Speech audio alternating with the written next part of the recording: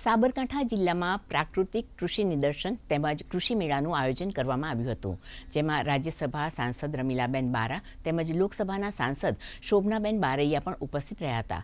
તેઓએ જણાવ્યું હતું કે ગુજરાત સરકાર દ્વારા પ્રાકૃતિક ખેતીને વધુ પ્રાધાન્ય આપવામાં આવી રહ્યું છે, જે આવનાર સમયમાં સમગ્ર દેશ માટે પાયારૂપ બદલાવ કરવા માટે સર્વશ્રેષ્ઠ પ્રયાસ બની રહેશે.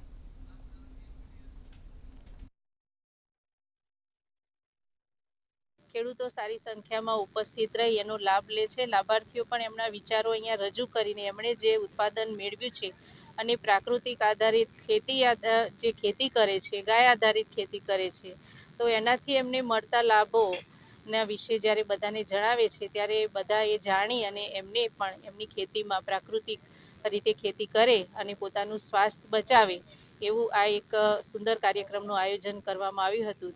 પ્રાકૃતિક ખેતીનો જે સ્ટોલ કરેલો છે કે જેની અંદર ખેડૂતો લાભ રહ્યા છે અને સાથે સાથે એ પણ કહેતા હોય છે કે ભાઈ બીજી વાર અમને વસ્તુ ક્યાંથી મળે.